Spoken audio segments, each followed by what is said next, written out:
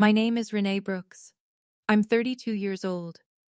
5 years ago, I picked up the phone and reported my own brother to the police. And my family, my mother, my father, my sister, they never spoke to me again. My mother called me a destroyer.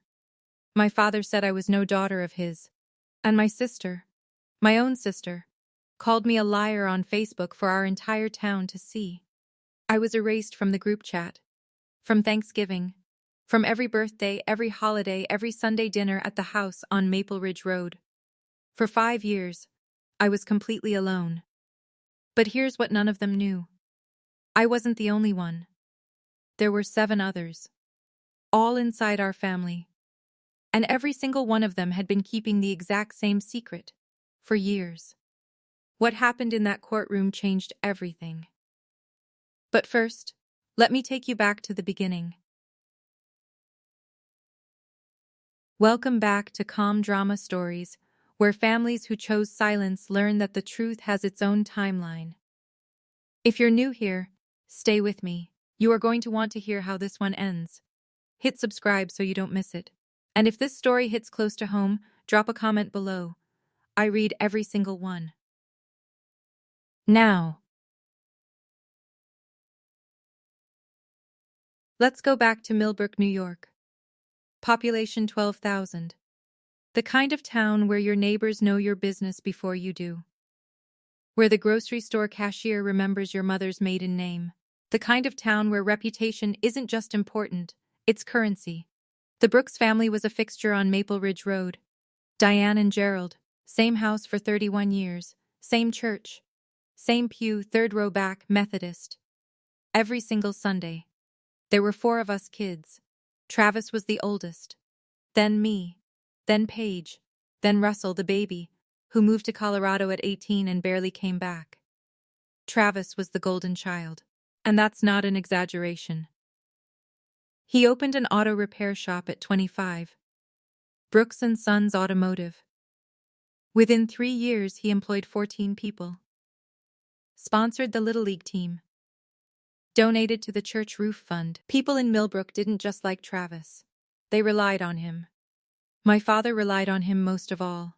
When Dad retired, Travis took over the mortgage, $2,400 a month, every month. Without being asked.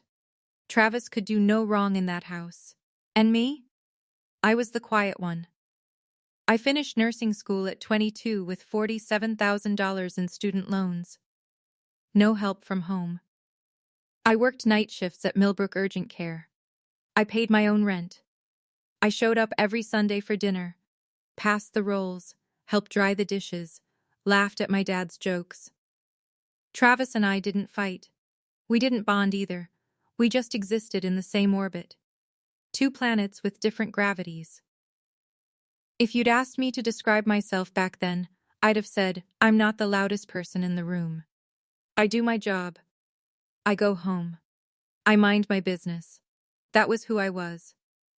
That November, something changed. Not gradually. Not with warning. It happened in one overheard sentence. And after that, there was no going back. Thanksgiving. My parents' kitchen. I was at the counter slicing pie when I heard my cousin Megan's voice from the hallway. She was 17. Russell's daughter. Quiet kid. Always had earbuds in. She was talking to Paige, and she was crying. I wasn't trying to listen, but certain words cut through walls. And then I heard Paige's voice, low and sharp. Don't make this a thing. Just don't be alone with him.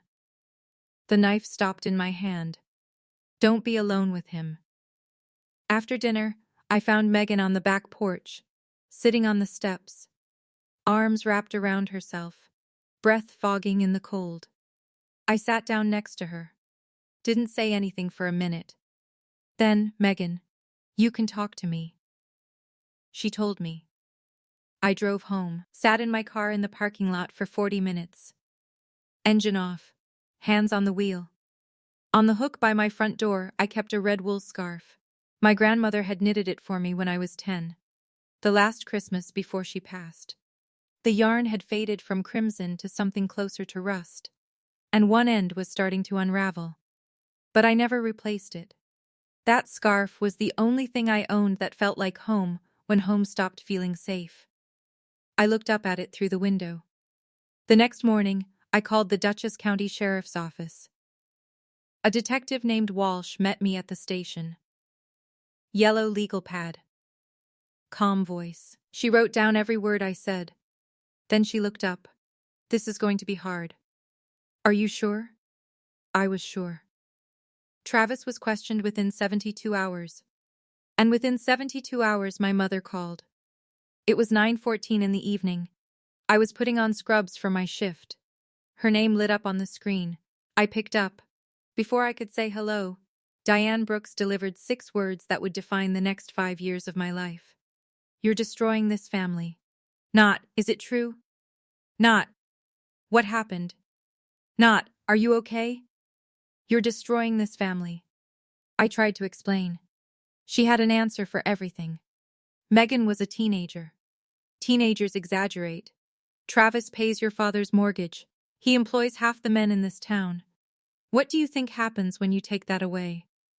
Then she gave me the ultimatum. Pull the report. Tell the detective it was a misunderstanding. Or don't come home for Christmas. I can't do that, Mom. Then don't come home for Christmas. The line went dead. I stood in my bathroom for a long time. My shift started in 40 minutes. I put on my shoes. I drove to work. I clocked in. That was the last time my mother spoke to me for 5 years. The next morning, my father called. I picked up hoping for something different. A question. A pause. Anything. Gerald Brooks gave me 8 words and a dial tone. No daughter of mine would do this. Click. 8 words. 35 years of being his kid. And 8 words was all I got. That afternoon, Paige posted on Facebook. She didn't tag me, but she didn't need to. Everyone in Millbrook knew exactly who she meant. Some people will do anything for attention, even destroy their own brother. Disgusting. 231 likes. 47 comments. 1 from my mother. A single heart emoji.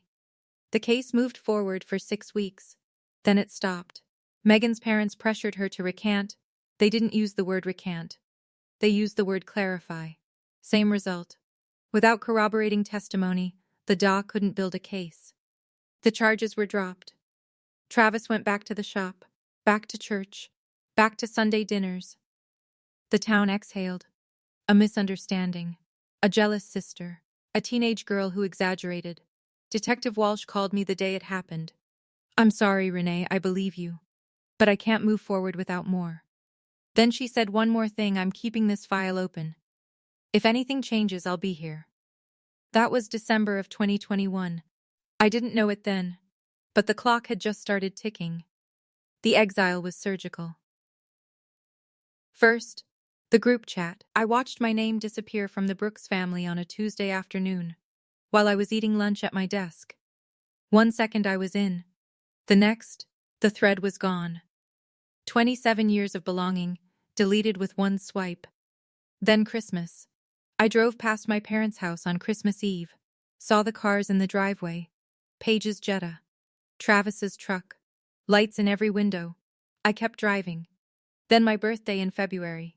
For the first time in 28 years, Diane Brooks did not wish me a happy birthday. I had 2 choices. Stay in a town that had chosen my brother's silence over my truth, or leave everything I knew behind. I chose the second one. March. A Wednesday. I loaded my car before sunrise. 1 suitcase, 1 box of books, a nursing license, and 0 family members who would answer my calls. Before I locked the door, I took the red scarf off the hook and wrapped it around my neck. It smelled like nothing now. Not like my grandmother's house, not like lavender, not like anything, but I could still feel the weight of it. I drove 3 hours north to Albany. I didn't look in the rearview mirror when I crossed the town line. I didn't cry. I didn't turn on the radio. I just drove. The next 5 years of my life fit into 3 sentences. I worked. I healed. And I built a life that no one could take from me. Albany was gray and loud and anonymous. I loved it.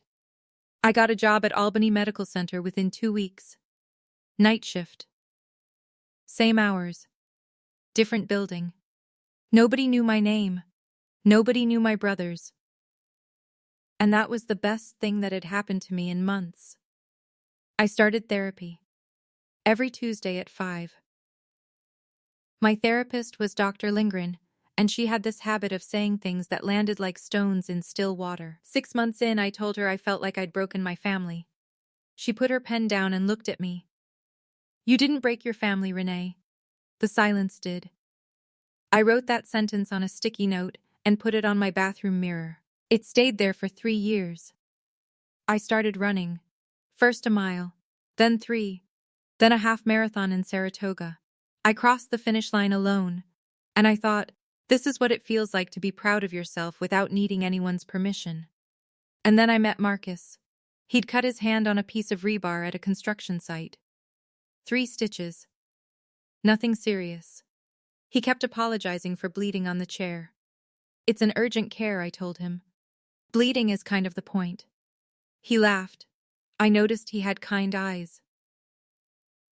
And a voice that didn't rush. He came back 2 weeks later to get the stitches out.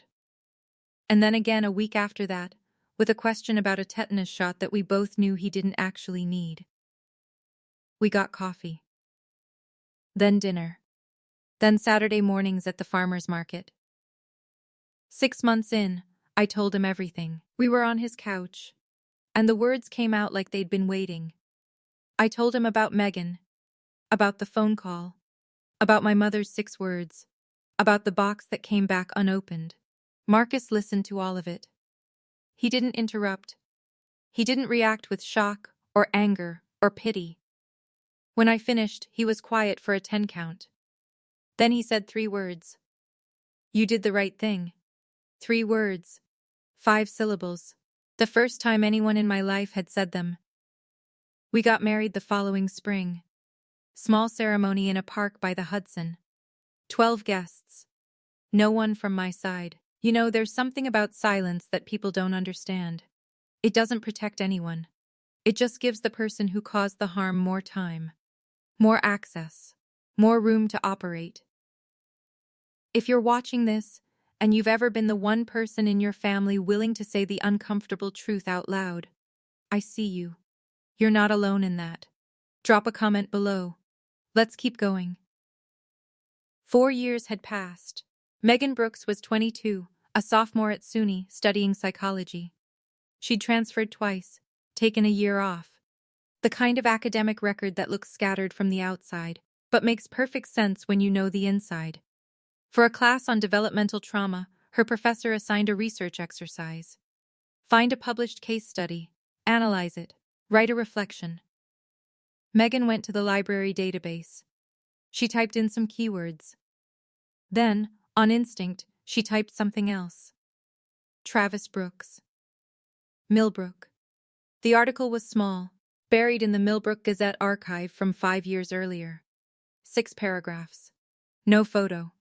Local man questioned in connection with misconduct allegations. No charges filed. Megan stared at the screen. She recognized my name. She read the article twice. She sat in that library chair for 45 minutes. Then she pulled up the browser and searched for the Dutchess County Sheriff's non-emergency line. She didn't call her mother. She didn't call Russell. She didn't call Diane or Paige or anyone in the Brooks family. She called the number at the bottom of the article. Detective Walsh picked up. I wouldn't learn about this phone call for another 14 months. By then, 6 more people would have made the same call. But Megan was first. The girl who'd been crying in a hallway 5 Thanksgivings ago. The one Paige told to keep quiet. She wasn't keeping quiet anymore. By the time I turned 31, Marcus and I had bought a small house in Del Mar. 3 bedrooms. A leaky basement. An oak tree that dropped acorns on the roof every October like clockwork. I was a nurse practitioner now. Monday through Friday. No more night shifts. My own patients. My own schedule. My own stethoscope with my initials etched into the bell. And I was pregnant. Lily was due in May. The life was good. It was mine. But every Thanksgiving, I set the table for two and felt the chairs that should have been full. I didn't miss the people who hurt me. I missed the family I thought I had. There's a difference. And it's the kind of difference that keeps you up at 3 a.m, even when everything else is fine. One afternoon in April, a birthday card arrived in the mail. No return address. Cream envelope. My name in shaky cursive. Inside, daisies on the front. One line of handwriting. Thinking of you. Aunt Linda. My mother's older sister. The only person in the Brooks orbit who had never publicly attacked me. And the only one who had never publicly defended me either. I put the card in my nightstand and closed the drawer. I thought that was the closest I'd ever get to family again. I was wrong. August. Lily was 3 months old. I was sitting on the living room floor doing tummy time with her when Marcus brought in the mail. There's a thick one for you. No return address. I knew the handwriting before I opened it. Aunt Linda. Inside, 2 pages of handwritten letter, and 8 pages of printed screenshots, color copies, time-stamped, from the Brooks family group chat. The first was from the week I left Millbrook. My mother, she's dead to me. We will not speak her name in this house. Paige, 6 minutes later, she's always been jealous of Travis. Everyone knows it. Gerald, nothing. Not one message in the entire thread defending me. Not one question. Not one maybe we should hear her out. His silence sat in that group chat like a locked door. But the one that stopped my breathing was from 3 years ago. A private message from Diane to Aunt Linda. Linda, if you talk to Renee, you're next. I mean it. That's why Linda waited 4 years. Not because she didn't care. Because my mother threatened her. I set the pages on the coffee table. Lily was babbling on the floor, grabbing her toes, completely unaware that her grandmother had just called her mother dead. I didn't cry. I was past crying about the Brooks family. I folded the letter. I put the screenshots in a drawer. And I picked up my daughter. That evening I called Linda. The conversation lasted 47 minutes. I sat on the back porch with a blanket around my shoulders and listened to a 62-year-old woman unravel 12 years of silence. Linda told me she'd known since Travis was 23. A younger cousin had pulled her aside at a family barbecue. Whispered it. Begged her not to tell anyone. Linda had told Diane. One conversation. Kitchen table. Coffee getting cold. Diane's response you misheard. Drop it. Linda dropped it. Not because she believed Diane. Because Diane was her only sister. And Linda couldn't survive the idea of losing her. So she folded the truth into a small square and tucked it away. The way you put a bill you can't afford into the back of a drawer and hope it disappears. I've been carrying this for 12 years, Renee, she said. Her voice cracked on the number. You were the brave one, she said. You were always the brave one. And I was too scared to stand next to you. At the end of the call, Linda said one more thing. There are others, Renee. I don't know how many, but there are others. I closed my eyes. I know, I said. I didn't. Not really. But somewhere in my chest, I'd always known. On a Tuesday morning in March, my phone rang. Caller ID, Dutchess County Sheriff's Office. I stared at the screen for 3 rings before I answered. Renee, this is Detective Walsh. I told you 5 years ago I'd call if anything changed. I sat down on the kitchen floor right there next to Lily's high chair, spoon of yogurt still in my hand. 7 individuals have come forward independently over the past 14 months. All family members. All reporting the same person. All consistent. 7. I pressed my free hand flat against the tile. I needed to feel something solid. The district attorney is convening a grand jury. We're going to trial, Renee. I opened my mouth. Nothing came out. I tried again. Who are they? I can't share names yet. But I want you to know. Your report 5 years ago is what started this. Your name appears in every single one of their statements. You're the reason they came forward. I looked at Lily. She was licking yogurt off her fingers, completely unaware that the phone call I was holding had just split my life into before and after. What do you need from me? I asked. Your testimony. If you're willing. I'm willing. 3 weeks before trial, I was unloading groceries from the car when I saw the Buick. My mother's powder blue Buick, parked on my street in Delmar, 3 hours from Millbrook. Diane was standing on my front porch. She looked smaller than I remembered. Her hair had gone fully gray. Her eyes were swollen. We stood 3 feet apart. I'm your mother, she said. Please don't do this to your brother. Don't do this to me. You drove 3 hours to ask me to protect the person who hurt 7 people in our family. They're lying. They're all lying. Travis would never. Then let the jury decide. She grabbed my wrist. Her fingers were cold. If you testify, I will never forgive you. I looked down at her hand on my arm, the same hand that used to braid my hair, that used to hold mine in the church pew, that used to press a cold washcloth to my forehead when I was sick. You haven't forgiven me in 5 years. What's one more thing? She let go. Then she looked past me, through the open front door into the living room. Lily was sitting on the rug, stacking foam blocks. 18 months old. Brown curls. Marcus's eyes. Diane stared at her granddaughter. Her chin trembled. Her fingers twitched at her side like they wanted to reach for something. She didn't say a word about Lily. She turned around. She walked to the Buick. She drove away. 3 weeks later, I saw her again. In a courtroom. October 14th. The parking lot was full. Marcus found a spot 2 blocks away. We walked in through the back entrance. The courtroom was built for 80 people. There were over 120 inside. Standing room only. I walked in and saw the divide. On the left, me. Marcus. Claire Novak, the assistant Detective Walsh in a navy blazer. Her yellow legal pad on her lap. The 7 witnesses were in a separate room. They'd be brought in one at a time. On the right, the Brooks family. Diane in a black dress. Rosary in her lap. Gerald in a sport coat that was too big. He'd lost weight. Paige in the row behind them, arms crossed, jaw tight. Her eyes were red. But she wasn't crying. She was staring at me. Travis was brought in through a side door. Blue dress shirt. Khakis. He looked thinner, smaller. The last time I'd seen my brother was 5 years ago at that Thanksgiving table, carving the turkey like he owned the room. He didn't own this room. I sat down.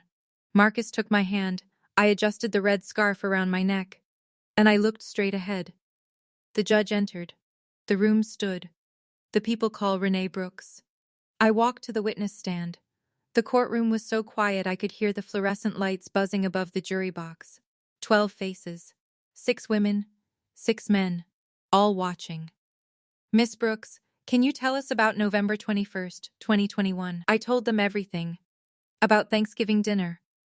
About Megan crying in the hallway. About Paige's voice. Sharp and low. Don't be alone with him. About sitting on the back porch with a 17-year-old girl who trusted me enough to tell the truth. I told them about the phone call the next morning. About Detective Walsh's yellow legal pad. About the 6 words my mother said. And what happened after you filed the report. I was removed from my family.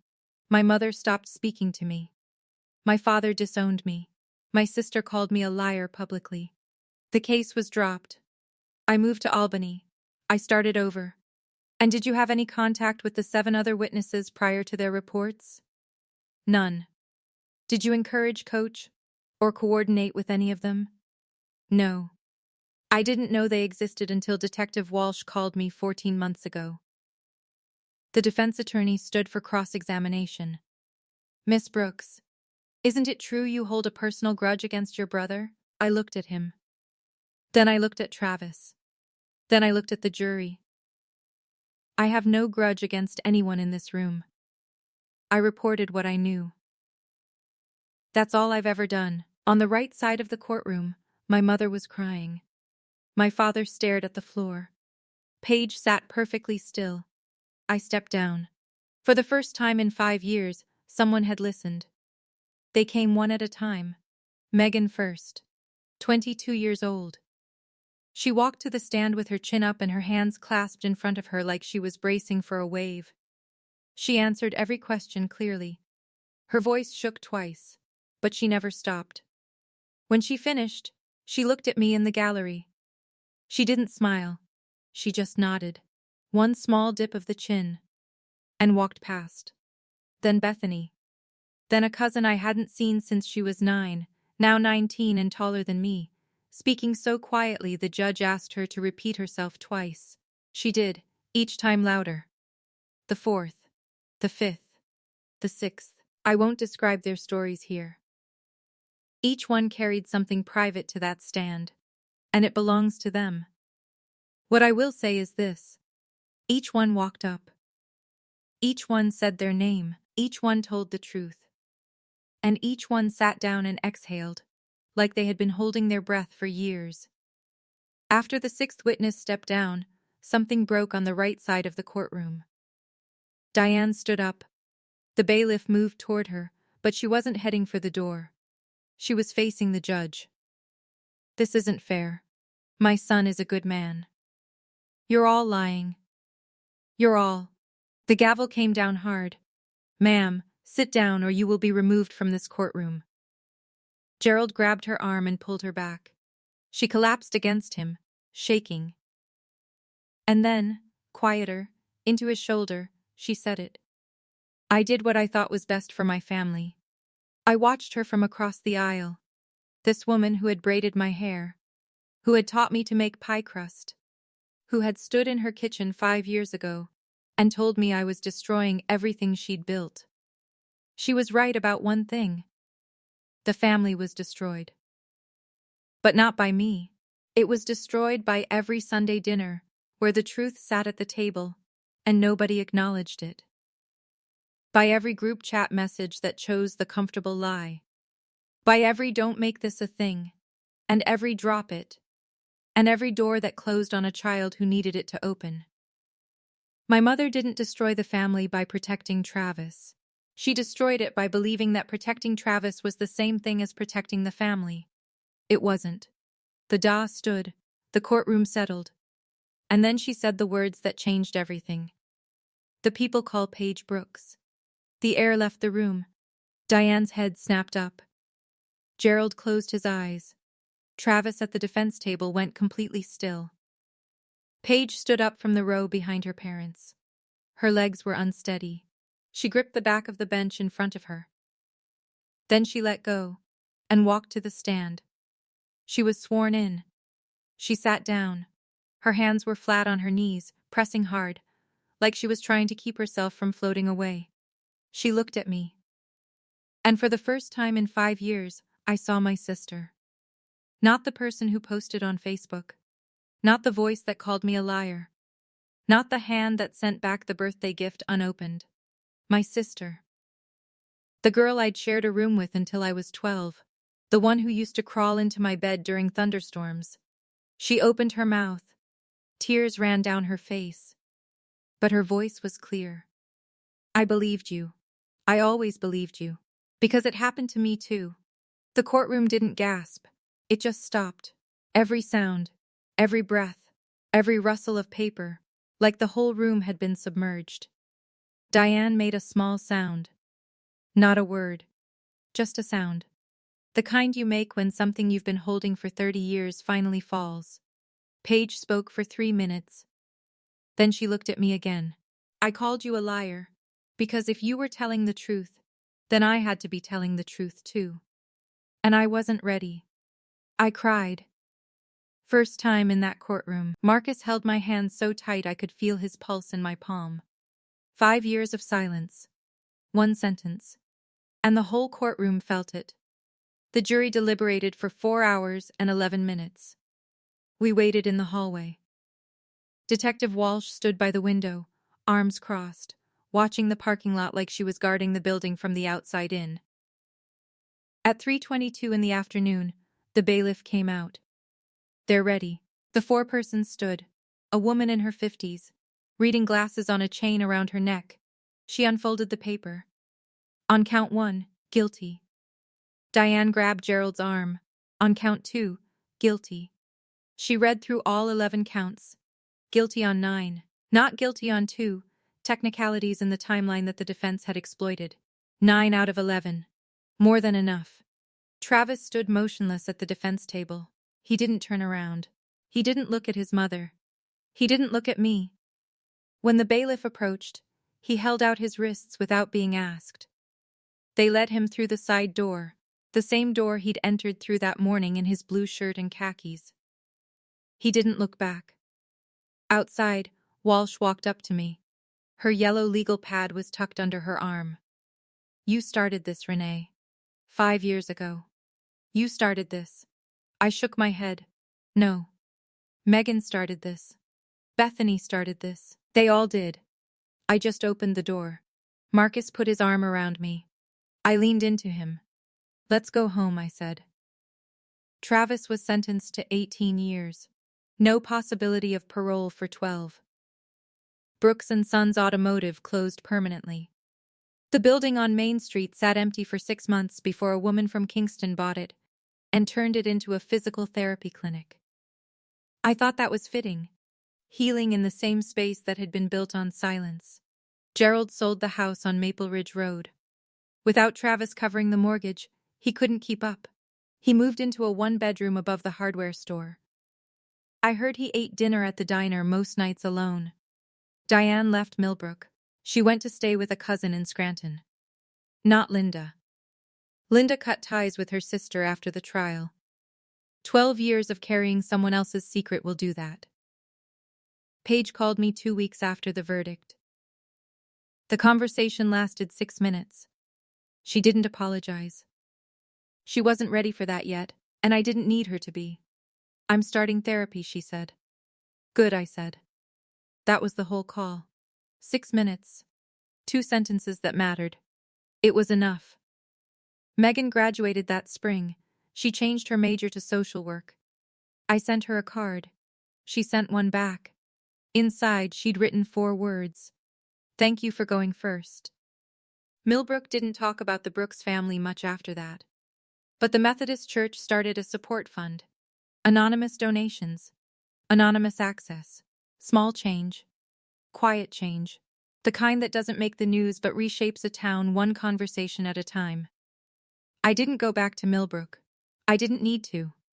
My home was in Delmar, with Marcus and Lily and a backyard full of dead tomato plants and a life I'd built from scratch.